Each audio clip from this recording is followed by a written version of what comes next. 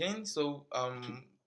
Now we are moving to using your layer panel. So in this tutorial, I will be giving you complete beginner's guide on how to use your layer panel, how to these are layer panels, so how to navigate on your layer panel, and some basic things you need to get familiar with as a beginner using layer panel, because this is the main frame where you most of your design, where you arrange your design composition, and some tools that you use to enhance your design. So this is what you get them for. So now on layer panel today we'll learn character, we learn this is our character area, we learn properties area, then we'll also learn our layer area, and we'll also learn layer masking, adjustment layer. We'll learn layer masking, adjustment layer, group, new layer, delete layer, then blending options too.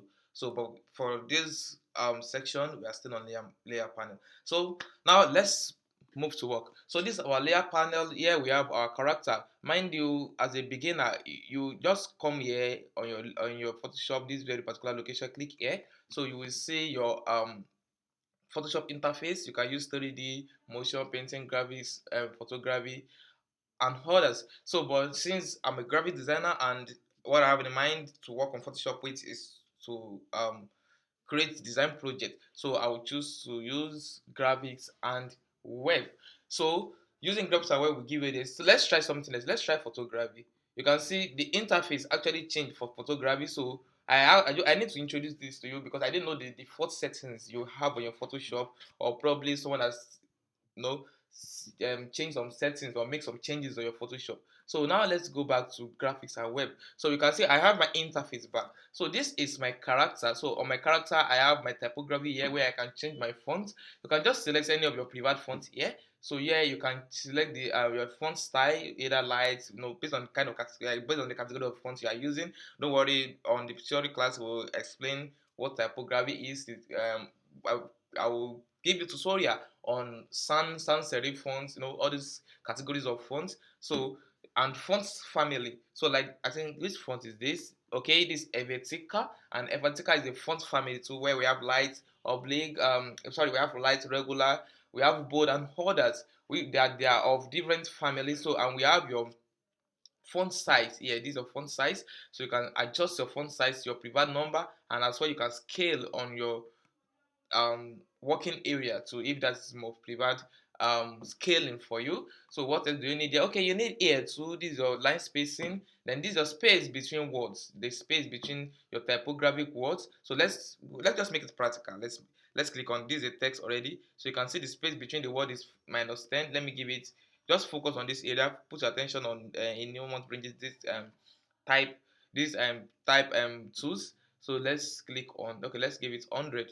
So you can see, oh sorry, okay, you can see the line spacing actually increased. Let me undo Command Z. So you can see the line spacing actually, that's the space between lines, and this is your candidate, this is your space between words too. So you can also apart from the font style, you can we have different font category and different font style that has bold, light, regular, and others. So you can also use some default style. We have bold here, probably for font that doesn't have a bold style, or you still want it more bolder, so you can choose to use this. You can use italic. These are our you can capitalize here, so you can make all text capital or a particular selection capital. The same thing here too, so you can make the first word this tangle case. So okay, this uppercase, this tangle case. I will give you some those terms so you get familiar with it during our theory class. So and here you can subscript. These are subscripts, these are upscripts. So you know what upscript is? That's like let me just use the mathematical. What subscript is? So let me just use a mathematical terms like 2 raised to power 2. You understand that kind of category. So when you want to do something of such, you can make use of these particular features on Photoshop.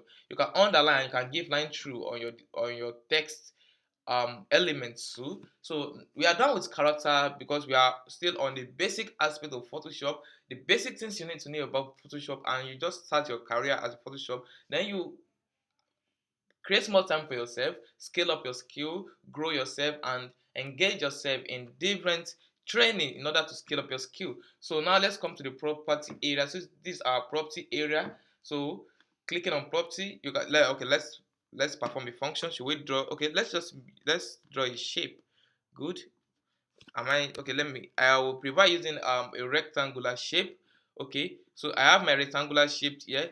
I already drop it. So coming to property, you can see the property of my shapes now. I can change the color. I can change the outline color. I can give it outline color if I like. So I can also set the size. I can size this by shapes here now. So I can set the line, the stroke for my shapes. I can set the thickness, the thickness for the shapes too. I can also set that from here. So and I can also set the radius here. Here I can let's say I need a rounded edge shapes and rectangular shapes. So let me give it you can see it is logged. So you see once it's logged, once you put a particular number here, it will reflect on the four angle of the shape. So let's try 30 px. Okay, so this is what 30 px you can see the reflection of the 30 px on so let's increase it to 50. Just focus on the shape. Okay, 60. You can see. So that's how to use your shape style. So sorry, this is how to use your shapes property. So let's move because of our time. Okay, let's move back to this is our layer area. Okay, do we need to delete this? Okay, deleted already. So this is our layer area. So here all the elements you have on your working area, all the elements you have on your Photoshop, the elements, current elements you are working with that you have on your page, either the one you make visible or the one you make invisible, you have them all showing here, right here on your layer area.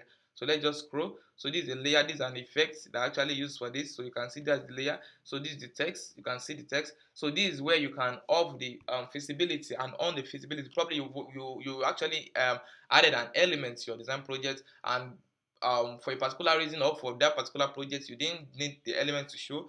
Instead of deleting it and you still want to keep the element in your document, so you can just off the visibility and you have it all. So this for hello, yes, you can see this for hello, this the image used. So and this is the what element is this? Okay, this for the shadow. Okay, I actually use brush tools for that. This for the June text. Okay, so which element? Okay, this for the social media icon for the Instagram. This for the WhatsApp.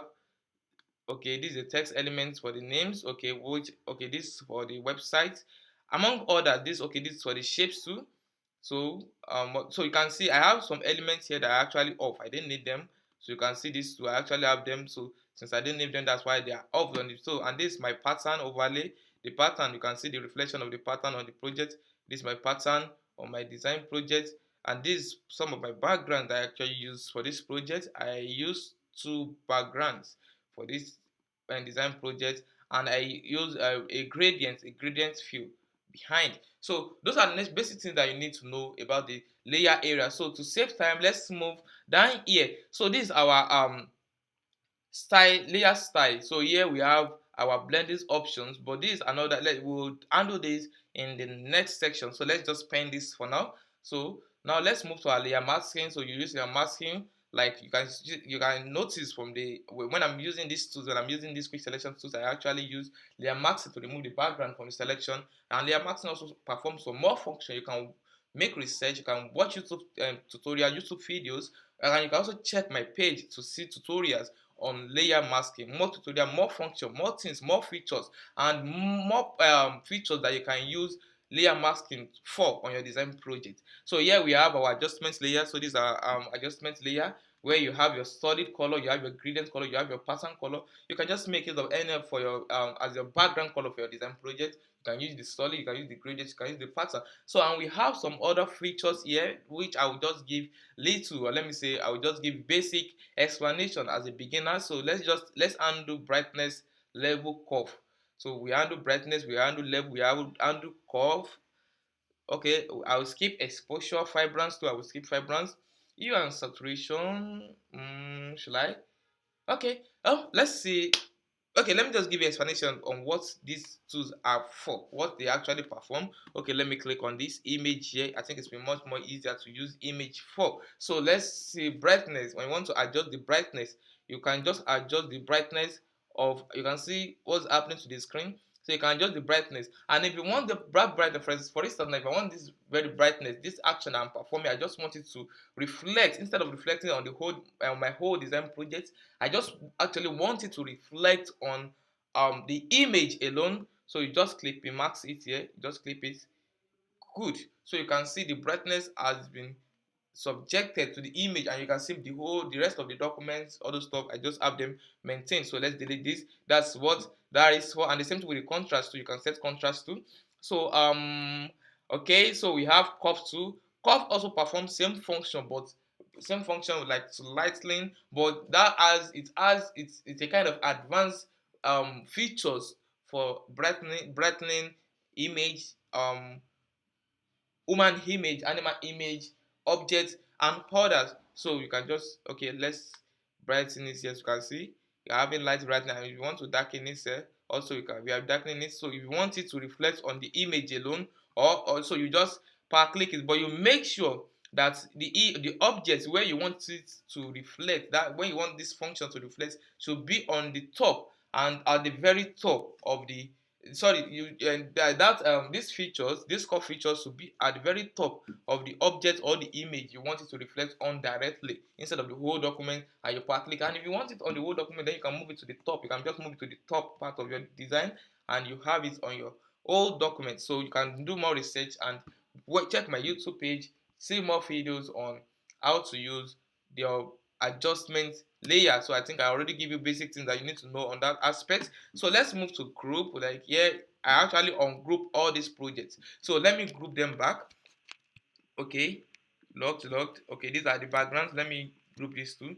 So let me just, I'll just have to unlock them. Now I want them grouped. Now click on group. I can now rename it to my background. So let me give it a name, background. This just makes your work neat and professional as a graphic designer. So this is where my background is. If I off it now, you can see the old design background is off. And if I want it back, I just click it back. So that's what this group is doing for you. Now this is a new layer. If you are working on a design project, there's some um, instance where you will need empty layer. So probably you want to use brush, or you want to perform some functions on Photoshop. So you can just come here, create a new layer, click on it, and you have your empty layer. So you can put, that's what I actually use for this shadow. For the sake of this tutorial, in order to make it impactful, let me just do that. I will delete this shadow. Let me up the visibility right here. So now I want, where is the image? The image. Okay, this is the image, and I want shadow for this image. Let me create a new layer, and I will drag it down because I want it beneath the image. Then come back to my brush here. I already tell you that you need to do more tutorial and reduce the size of my brush. I have 113. Okay, I think 59 is okay. No, 59 is too small.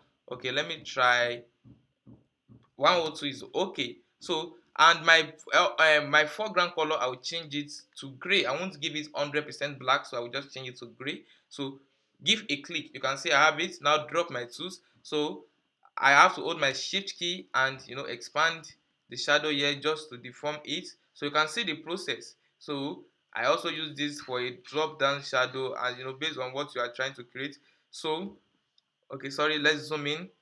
Okay, so our shadow is there already. So if you like, I can reduce the size also. Now reduce the shadow. Now I will have to reduce the opacity. Sorry, it actually escaped my mind. I forget to explain where alt opacity is for you. So opacity helps you to reduce the transparency of either your picture, your image, your element, your objects, your text, or other things you actually drag into your Photoshop. It actually helps you to reduce the transparency, that is the visibility of that particular object. So let's reduce the opacity to, okay, it's 55, not too much. Okay, I think 36 is okay. So you can see I have my shadow. And the shortcut for this is just keep pressing 1, 2, 3 to 0 on your keyboard. Let me press 1. You can see 1. Let me press 2. I'm pressing 3, 4, 5, 6, 7, 8, 9, and 0. So you can see that's actually controlling. So let me give it back to 4.